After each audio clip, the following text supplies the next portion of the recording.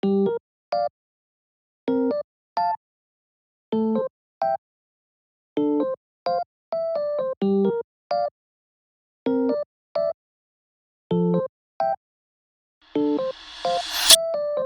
it's good to see you, Virgil in the cut here, and I hope you're doing well as always.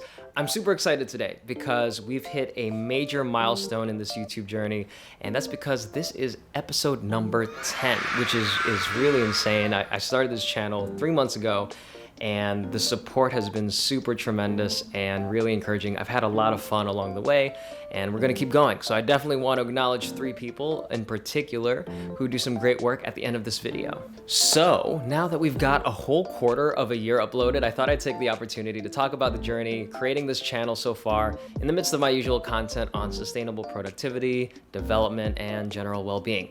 So today's video will be a mix of talking about how the channel's going so far, but I'll touch on imposter syndrome and general cringiness, but more on that in a few seconds. My hope is that in the coming months, I'll continue to provide a little more insight into my life and how I'm learning to put all these videos together, because obviously when I started in February, I had no idea how to make these videos. I actually spent a few nights since then thinking about this comic that I discovered during college, because this whole vibe, you know, staying up late, thinking about past things that you've done and, you know, like, what about that thing I did 10 years ago, 15 years ago, 20 years ago? It's definitely something I identify with, this idea of looking back at past experiences and decisions of yours that make you just cringe. But I also think that this is a really great opportunity to bring up a conversation that I had with a friend the other day, where we talked about this cringe, the cringe that often comes when you reflect on past relationships, career decisions, past versions of yourself. And we realize if you're cringing when you look back at something in your life, chances are likely that you are a better person now, and that progress is actually a source of why you cringe when you look back at your past self. This channel is the perfect example. So even though this is only/already my 10th video, I'll look at my first video, or even the one that I just last posted 2 weeks ago, and I'll watch it and just facepalm over the quality of the video, or just how I thought about putting the video together, like the script and all the pictures and all the transitions. And I think it'll be interesting 3 months from now how I'll look even at this video and see how far I've come. Now, granted, there are a couple of exceptions. I honestly think my bowl cut in the 90s was poppin' and truly ahead of its time, probably when I peaked hairstyle-wise, to be honest. But for the most part, I feel like there really is this double-sided coin. On the one hand, we can be left staying wide awake at night, dwelling on the cringiness of how we used to be, but also you can look at that same memory and realize that cringe you feel is also a sign of how far you've come since then. When I made my first video, I literally did not know how to video edit. I used Twitch to record the whole video straight to finish and then uploaded it into YouTube. I also was a bit of a perfectionist, so I shot the entire thing in one go, meaning if I messed up during that whole 30 to 40 minute recording, I would literally shut the program down, start over again, and try to go a whole 30, 40 minutes without making a mistake. And I spent a whole weekend just recording retakes. But when I posted that video, it felt so amazing just to put something out there that, you know, it wasn't even until 3 months later that I revisited this video and was like, yo, there are so many things I do differently. But again, that's the sign of growth. Even now, I already know there's so much more room to grow. It generally took around 20 hours to make my first few videos, and now that time is being cut in half. I've slowly been picking up a few skills, including some basic video editing, script writing, and even learning how to talk to a camera. Like, you'd think that after a whole year of Zoom meetings for my day job, recording a YouTube video would be a piece of cake, but it takes some getting used to. So even with 3 months of cringe behind us, and all the growth that accompanies it, and all the cringe and growth that's to come, I am so excited to continue making these videos and to get better at them. Not only to get better technically with video and audio production and editing, but also just learning how to make videos that bring value to you, right? That hopefully help you in your own development journey towards, again, your own goals, towards your own well-being. And I hope you stick around because I'm really excited. So as I continue this YouTube channel, I want to keep things transparent with you and give you a little bit of a behind the scenes look at how I'm learning to build this YouTube channel from scratch. And from the very start, I struggled and continue to struggle with two related mindsets that almost kept me from releasing video number 1. And the first is that cringe factor, looking at past work, past decisions, and feeling this sense of, I can't believe you've done this. You know, just thinking about how my videos will age, and if there's a point in time where I'm gonna look back, see that footage, and just cringe about, oh, why did I do those things that way? The second mindset is related, and I'm sure it affects a ton of you, if not all of us.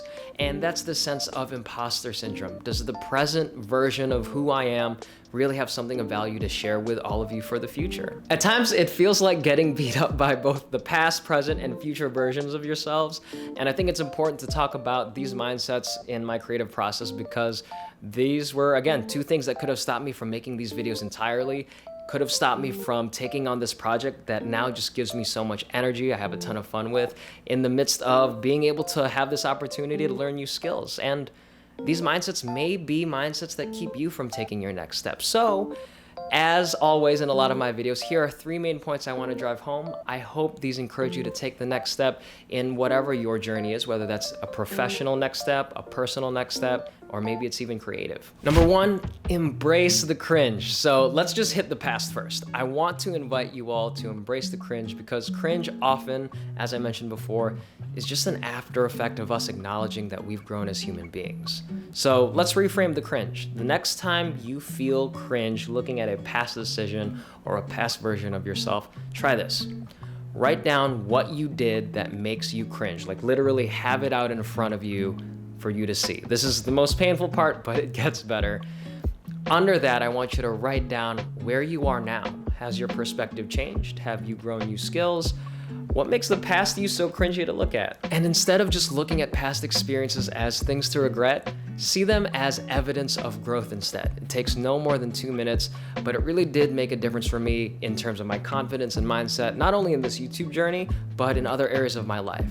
It really helps build what we know as a growth mindset, a mindset that allows you to approach learning and development more effectively and makes the journey more enjoyable. This is opposed to a fixed mindset where you don't think you're capable of growth, or just as harmful, a deficit mindset where you think that you are lesser than and will always have this impossible to reach goal to feel like you are enough. Number 2, embrace the exploration, the journey. So can we take this same growth mindset and use it to combat imposter syndrome in the present and how we grow in the future? Because we often find a similar cringe, not only about our past, but also about our next decisions, where we're afraid to make a decision in the future because we don't want to make the wrong one. Working in higher ed, I remember a student expressed to me that she was scared of majoring in the wrong thing before even finishing her first term as a freshman. Or on the other hand, I've talked to students who get anxiety about feeling like they need to major in 3 things because they like the idea of majoring in 3 things, but aren't actually sure whether or not they want to pursue a certain degree. But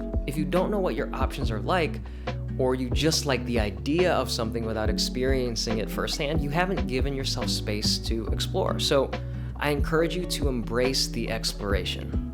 Admittedly, this can be really hard, especially when it feels like everyone else around you has it all figured out. They have a 2 to 5 year plan built in, and you are still struggling with what's for lunch tomorrow. But give yourself permission to explore, test things out, try out a job, take a class that piques your interest but may not be the expected choice on the approved classes list in your head. Because in all honesty, acknowledging you may not know exactly what you want can take the pressure off whether or not you're choosing the right direction, and allows you to spend time doing the effective work of exploration. In my experience, you're going to make mistakes regardless of the decision you choose, even if you originally thought you made the right one, or the right one. But how you continue to move forward is largely dependent on how you learn from those mistakes. You won't have a choice where you don't get to make any mistakes, at least if you want to grow. Po Buddy's perfect. Except that the mistakes will come regardless of whether or not you pick the right answer or not. Except that mistakes will come regardless if you start now or in 5 years, and focus more on a mentality that seeks to learn from the mistakes when they come. Number 3 is really important. I mean, all 3 points are important, but this 3rd point in particular is something I've given a lot of thought lately, and that's the fact that you can still pay it forward regardless if you're an expert or not. right? We have this spectrum from beginner to expert, whatever expert means, but not being an expert doesn't mean you don't have something of value to give and share with others. In a world full of experts and gurus on everything, it can be intimidating to put your own work out there or to have the confidence to share your contributions, again, in your professional or your personal life. But not being an expert doesn't mean you do not have something of value to give. Think of it like there's the set of stairs to expertise or success or, whatever the staircase leads to. And if you're on step 2, you may not be what you consider to be an expert, but you can definitely help someone who's on step 1. The bonus is that in doing so, helping others helps you explore and affirm what gives you fulfillment. So if you're a sophomore student, you already know things that freshmen don't, hopefully. If you are at the bottom of the totem pole at your job and a new hire comes in, you know things that the newest member does not. Actually, being at the bottom of the totem pole gives you a perspective that even others who have more experience at the top may not see. That's not to say the feelings of cringe go away. Believe me, I still watch videos of the first choreography pieces I've put together way back in college and will still have a very visceral reaction to hurl my TV screen at the wall. But I sincerely hope that this video is a reminder for you to get over that past and view your mistakes and cringiness as reflections of your growth. I encourage you to be kind to yourself, and I'm here to cheer you on as always, and I'll cringe along with you. Before I end this video, of course, as I mentioned, I want to thank 3 people in particular for really giving me a boost in how I approach my channel and this journey. And the first one is Jay Yuo-san. Thank you for making this really dope artwork for the channel. I honestly feel like some protagonist out of an anime, and I encourage you to check out their work. I've left the link to their Instagram below. Secondly, I want to thank Sam Ock. So I've been a huge fan of Sam's music for a while and wanted to share that he's been making DMCA-free music for content creators like me. So if you are a creator and are looking for music to use for your channel, be sure to check out his channel as well. Again, I've left the link in the description below. And third, of course, I know you know it was coming, but thank you to you for watching this video. I hope this time gave you some encouraging and wholesome vibes. I hope that it helps give you a great start to your week or wherever you are in the week, wherever you are in the world. And as always, I hope to see you in the next one.